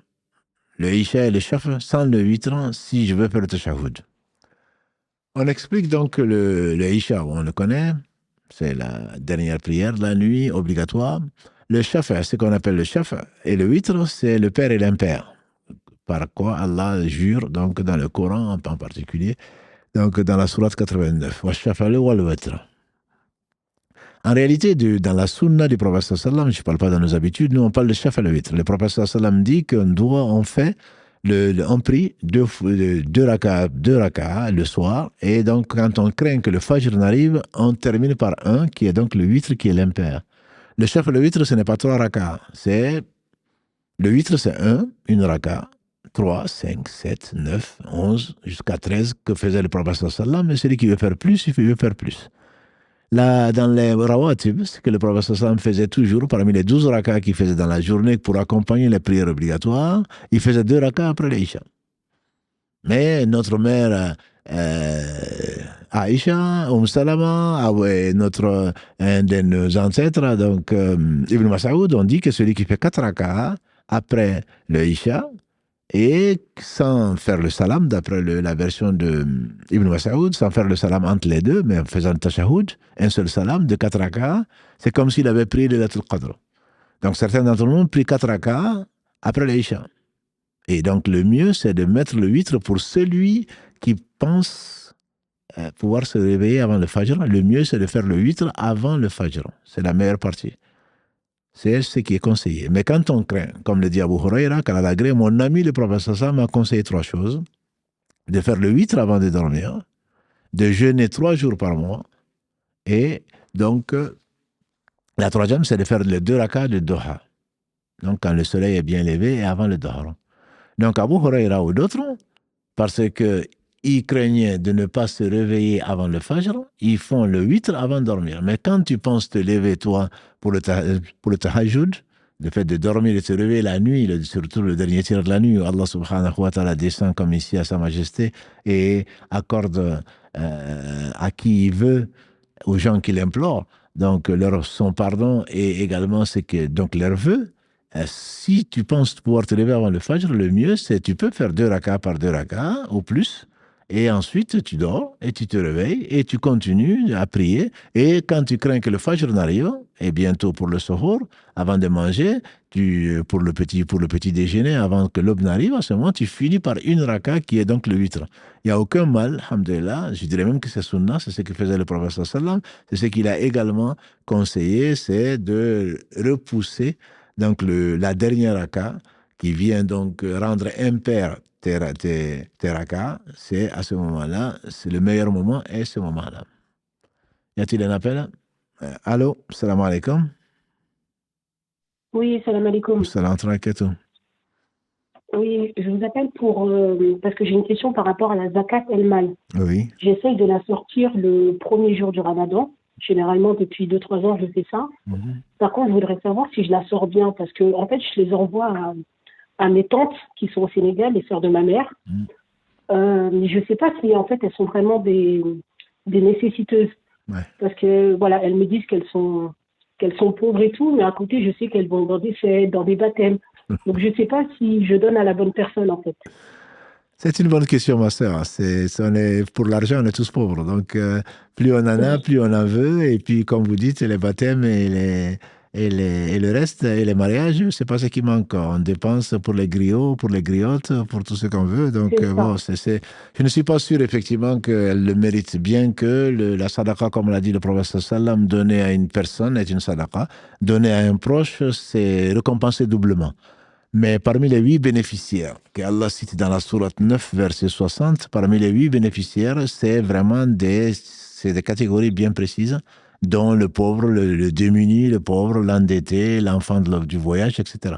Et donc, bon, je suis sûr que quand tendre la main, surtout quand on est en France et que les parents pensent qu'on roule sur l'or, c'est sûr que c'est tentant. C'est tentant, mais je pense qu'il y a vraiment plus nécessiteux, y compris au Sénégal, comme vous le savez autant que moi. Il y a vraiment des gens très nécessiteux. Et pour votre information, l'avis majoritaire, à ma connaissance, c'est de ne pas envoyer la zakat. La zakat al-mal, les savants se basent, l'avis majoritaire se base sur le hadith du prophète sallam quand il a envoyé Mu'adh au Yémen. Il dit à Mu'adh, tu vas donc au Yémen, où vivent des gens du livre. C'était des chrétiens à l'époque. La première des choses à laquelle tu vas les appeler, c'est an yuwahhidullah, qu'ils unifient Allah, qu'ils sachent qu'Allah seul mérite l'adoration. S'ils l'acceptent, dis-leur que Allah a désigné donc 5 prières par jour. S'ils l'acceptent, dis que Allah a imposé à leurs riches donc un impôt pour leurs pauvres. C'est pour leurs pauvres qui amène beaucoup de savants à dire que, en fait, ce ne sont pas les Sénégalais qui sont prioritaires pour ceux qui vivent en France, c'est plutôt les gens qui sont en France qui sont prioritaires. Les démunis, vous savez très bien qu'il y en a. Partout, il y en a. Même si on ne les connaît pas, il y en a. Il y en a beaucoup qui dorment dehors, il y en a beaucoup qui n'ont pas de quoi manger. Donc, idéalement, moi, c'est le conseil que je vous donnerais, c'est vraiment de le donner sur place. Et si vous ne connaissez pas des gens qui méritent ça, vous n'en connaissez pas, c'est ce qui est normal. Vous pouvez demander à des gens, soit dans les mosquées, est-ce que vous ne connaissez pas des gens qui sont endettés, des gens qui sont pauvres? Certainement, on vous dira qu'on les connaît. Ou alors, au moins, les confier à des gens qui connaissent des gens et qui travaillent dans des associations humanitaires, mais sur place. Il y a des sans-papiers, il y a beaucoup de gens qui sont vraiment dans la souffrance, et je pense qu'ils sont prioritaires par rapport à ceux à qui on pense, nous, qui sont nos parents et qui sont dans des pays défavorisés. Ça, c'est l'avis majoritaire. Après, je ne dis pas que c'est interdit. Je ne dis pas que c'est interdit, puisqu'il y a d'autres avis et il y a plus avant surtout. D'accord. Barakallah aussi, c'est très clair. Et juste une question écrite, donc, à propos de la zakat du Ramadan, qu'on dit 9 € ici. J'ai vu un communiqué dessus, mais je ne peux pas confirmer cette somme. Je pense que ça dépend des associations régionales, notamment ici à Toulouse. C'est la coordination qui va la fixer, Inch'Allah, et qui a gardé, à notre réunion d'hier, qui a gardé les 7 € donc, de l'année dernière, malgré l'inflation.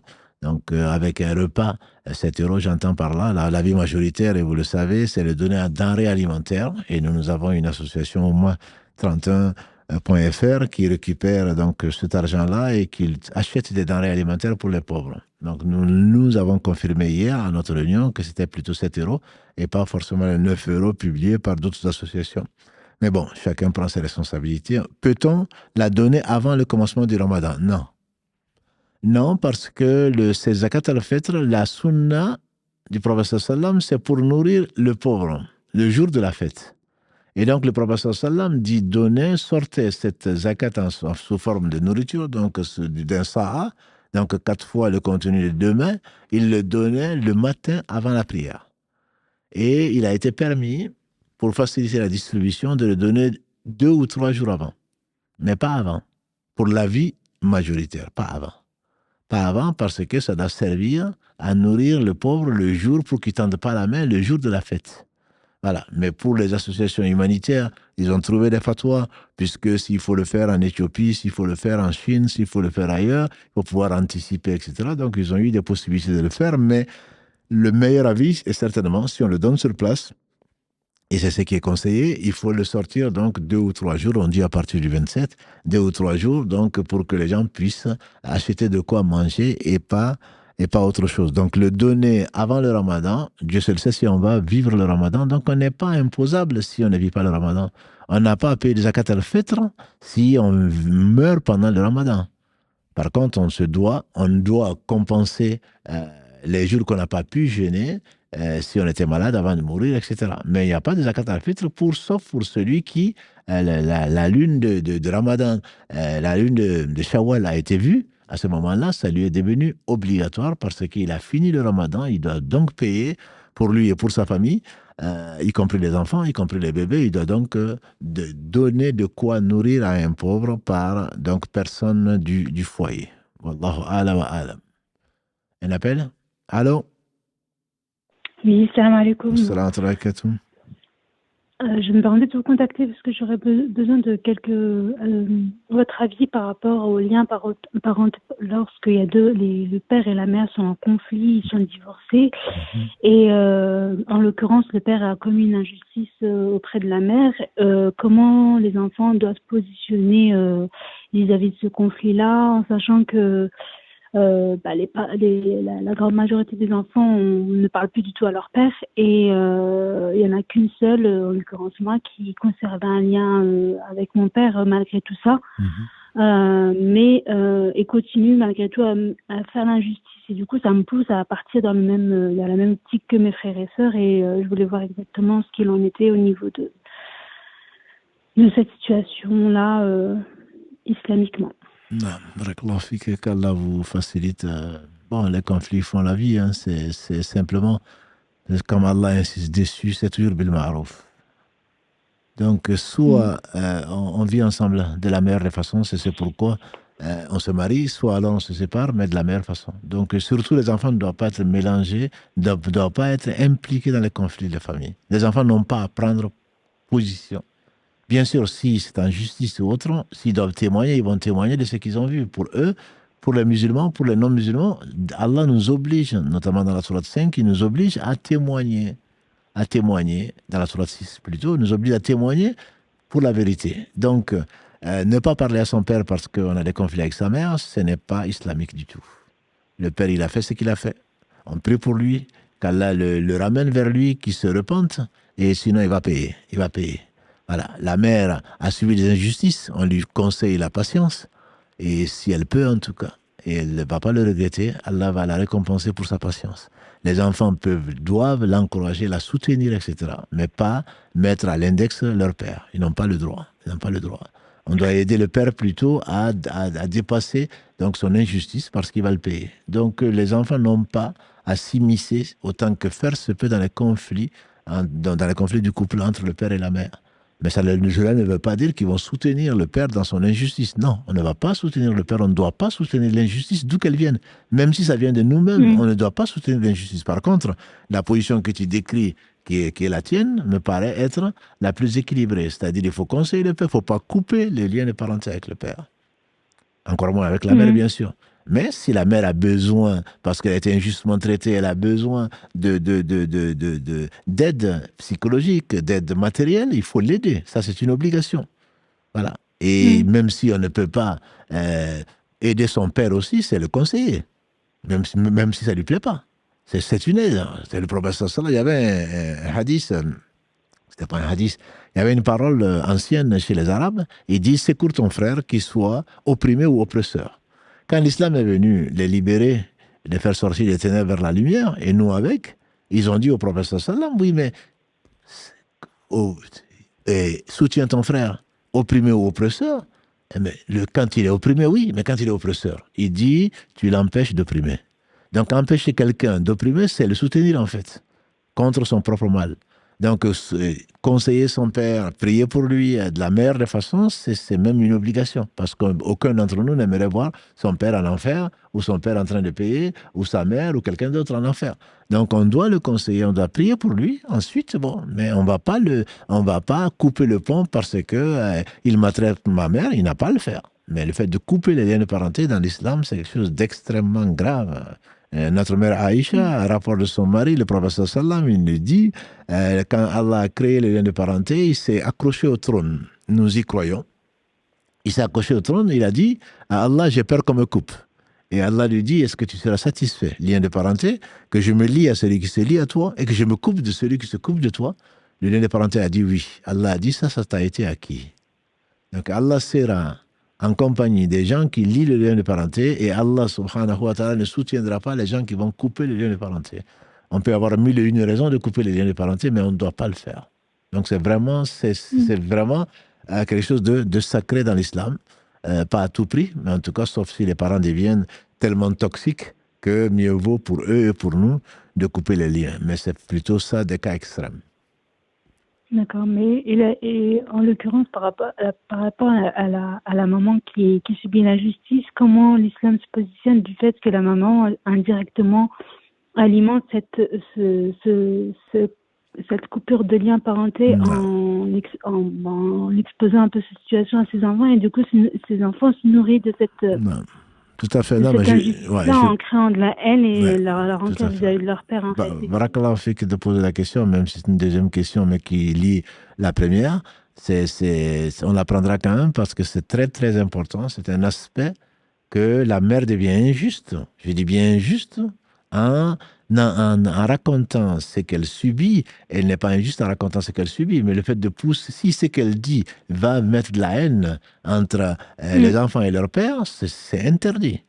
C'est interdit. Donc, il risque de perdre, je veux dire, le fruit de sa patience.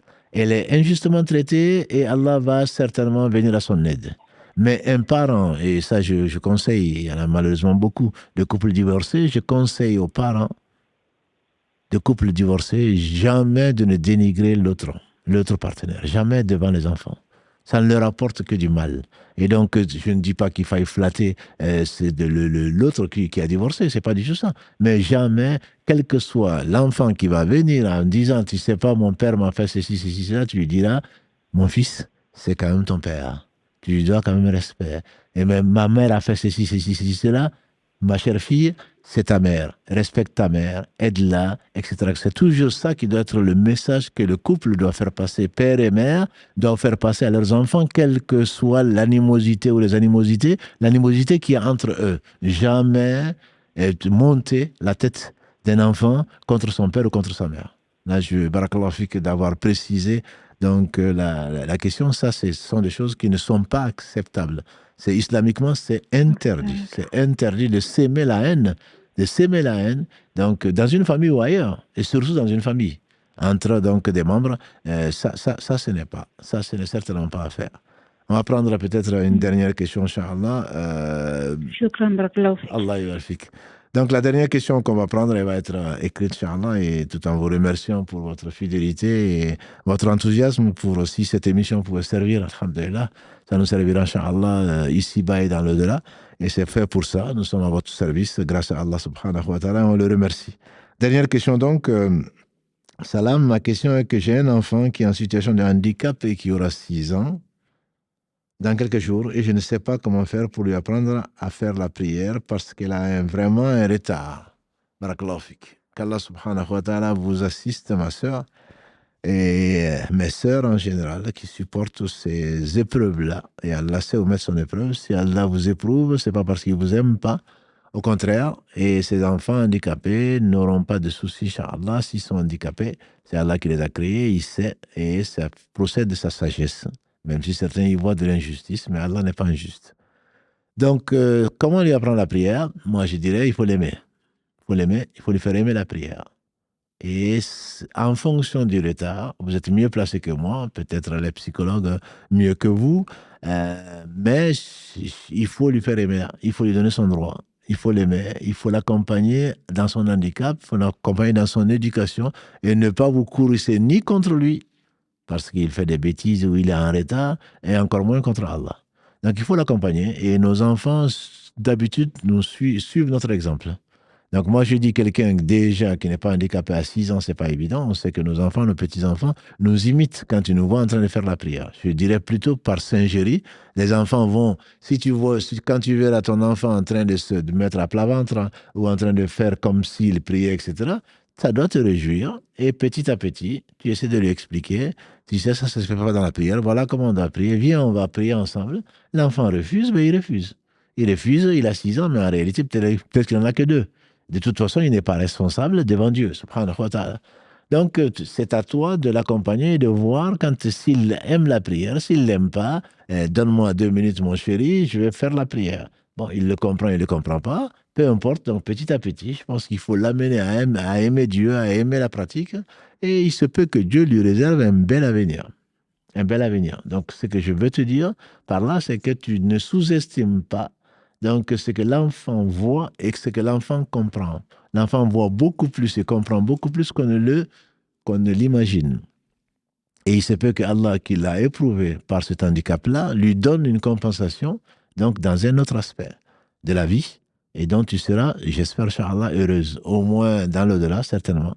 Parce que la patience que Allah va te donner pour accepter ce qu'il a décrété et contre lequel tu ne peux rien, ni toi ni moi, cette patience va peut-être, et j'espère bien, t'amener au paradis. Et c'est le but, en tout cas, de chacun d'entre nous.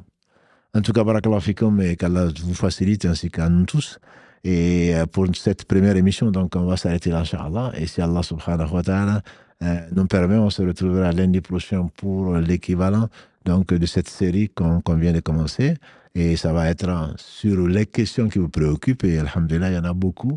Et on ne regrette pas. Karim qui a été à l'initiative de cette troisième série, qui a beaucoup insisté, n'a pas été déçu non plus. Je vois son sourire, n'a pas été déçu. Bon, il a fallu nous convaincre que 2 déjà ont trouvé que c'était beaucoup. Voilà le 3e. Et qu'Allah bénisse votre temps et que le Ramadan vienne, alhamdulillah, si notre intérêt, si